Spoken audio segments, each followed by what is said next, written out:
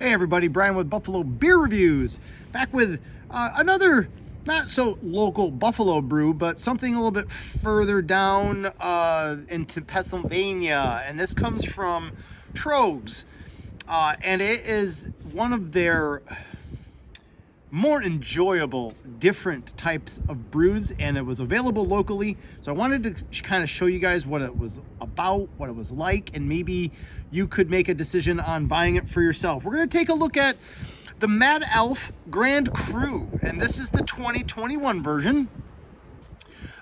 This isn't cellared or anything like that. Last Christmas I had the 2017 version, so it was about 3 years old.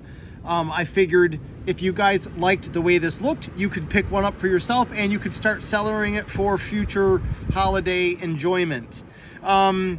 So this is Grand Cru. This is the Mad Elf Grand Cru version. From the back of the bottle, which mirrors exactly what is on Untapped, it's an 11% ABV, 18 IBUs sort of beer here. It's burgundy in appearance. It says additions, Balaton cherries, we've got sugar, and we have wildflower honey. The yeast they used is a spicy Belgian. And then on the little notes, if you know Tröegs, you know that Mad Elf is the legendary holiday ale that helped put our little brewery on the map. In your hands is the director's cut. Tart Balaton cherries make all the difference, with supporting notes of brown sugar, cinnamon, cloves. This beer is to be shared. Take a 4-pack home, gather your friends, and cherish the cherries. Sorry, I don't have my glasses on, and that was really, really small to read. Do you know what I mean? I was fortunate enough to find this at the Consumers in Lockport. I was kind of tucked away off to the right when you walk in. I actually bought another 4-pack there, and on my way out I saw it, and I actually picked it up and did a U-turn and went and bought it again. So it's definitely worth the effort, and it's definitely worth the $20 per 4-pack price range. You know, that may sound a little bit on the stiff side when you're talking about a 4-pack of beer, but I want you to reserve your quick judgment, okay? Wow, so this thing pours out awesome. Wow, okay.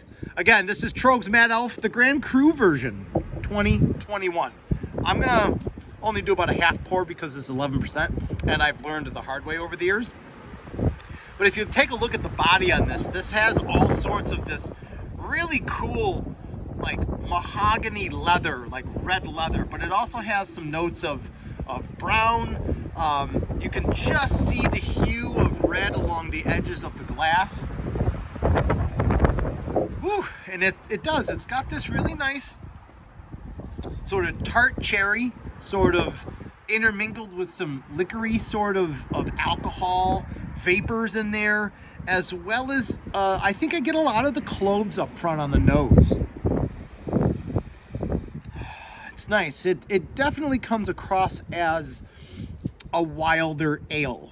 If I'm a fan of the wild ales, I think they take a little bit of experience and a little bit of technique to know how to do them well, and Mad Elf is one of those beers that they do well. Do you know what I mean? And so it's got this really nice wild ale sort of bones to it with some really cool little tweaks. But I think right off the nose, you know that you're going to be drinking an 11%er. Do you know what I mean? So let's see how this thing tastes, right?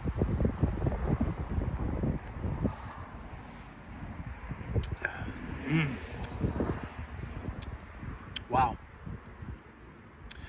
To note, this was in the refrigerator. I did let it set out for about 10 or 15 minutes before I did open it up and drink it. So a little bit of that, the cold has subsided, and I think allows a little bit of the flavors to open up a little bit.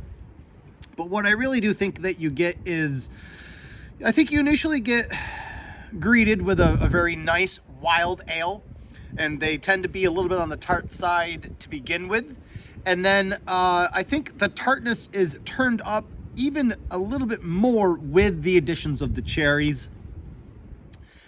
So it's, you know, it's all of those things. It's a tart wild ale.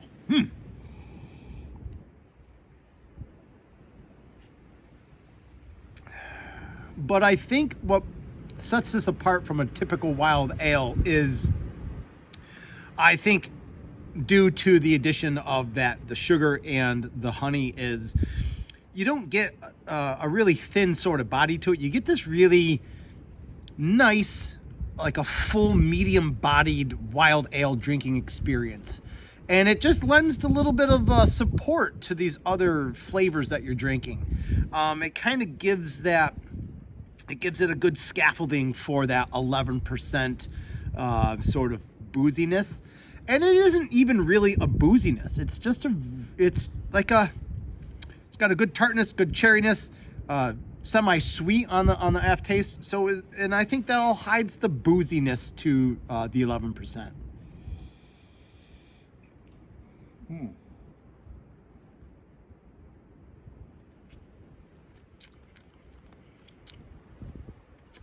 I like it. Like I said, this finishes clean for the alcohol. There isn't any residual sugar. There isn't any residual kind of like stickiness in the mouth.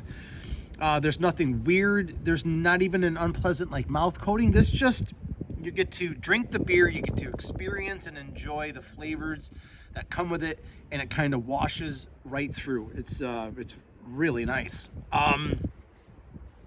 What else? The 11%. I thought it was going to be a little bit more of a upfront in your face sort of 11% presence. It is not. This, and I don't know if that's due to that thin to, you know, medium bodied sort of aspect to the beer. But yeah, the 11% is not something that I think you would put this beer on. The other flavors like the cloves, I could get that a little bit, but it was really more apparent on the nose. The cinnamon, absolutely. The cloves, yeah. The cinnamon, yes. The honey and that sugar, yes, absolutely. I think those help counterbalance like the tartness and that 11% heft, and it just comes across as a really nicely well-balanced special version of Mad Elf. That's really about it for me, guys. I don't know if you guys can tell, but I really like this beer, and by no means is this beer going to be difficult to finish. I got to take my time because I have to watch the Bills at 4 o'clock, and that's about 3 hours away. So I want to be able to be functional and see them. So that's about it for me, guys. You know me, I really appreciate the clicks and the watches and all that good stuff. And I will see you guys in the next one. Cheers.